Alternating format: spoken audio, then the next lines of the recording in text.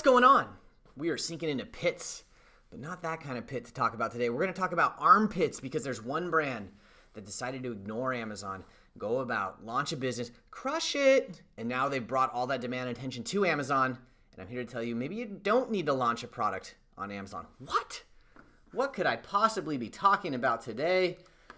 Transition right now. I'm like out of breath from that movement. What do we have here? New releases in beauty. 1, 2, 3. Native. If you're not familiar with Native, it's a natural deodorant company that launched a couple years ago, sold to P&G for a nice sum of money, and was direct to consumer through their website. Now broadening out, just new to Amazon about 30 days ago. So why is this in the 1, 2, 3 spot? Well, if you look at the data, you can see they were selling immediately really well, and then they went out of stock. Blue line, no inventory. Back in stock.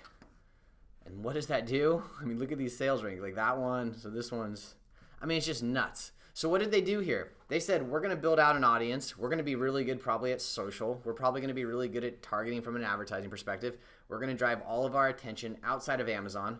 And then when the time is right, we will offer it on Amazon. And what happens? This is what happens. Now, a couple things for consideration. Natural deodorant. That's a fairly broad claim, right? You're not going to need to put any chemicals on your arms. You're still going to smell good. So they're reviewing it a 4-star, which means their product probably does really work. But over time, it'll be interesting. You're seeing there's a pretty decent amount of 1-stars in there, 12%.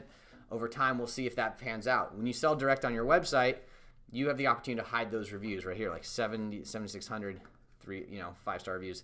The other thing I like that they're doing here is they're doing price parity. So right here, one-time purchase, $12. One-time purchase over here, $12. I also like that they're not selling direct to Amazon. They've done this themselves, Native Deodorant. They have a limited number of SKUs. That makes it a lot easier to sort of go about it. And they are also, one more consideration, they have a subscribe and save model here. They have bundles here. They're doing stuff on their website because they know that the consumer that buys through their website, they can do a whole lot more than the customer that buys through Amazon. They can retarget to them. They can, put them on a subscription plan. They can communicate with them via email. You can't do those things as readily when you sell direct to, or when you sell on Amazon. So I just want to show this, last little thing here. We've got Amazon bestsellers. So if you make a unnatural deodorant, this might be the time to pause and consider the bestsellers deodorant. Natural, Old Spice.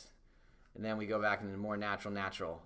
The tide is shifting, and I think you're going to start seeing more of these companies get scooped up by the bigger manufacturers of the unnatural deodorant products. That's all I got. If you guys have other examples of D2C brands that are now going D to A, I would love to see it. Out.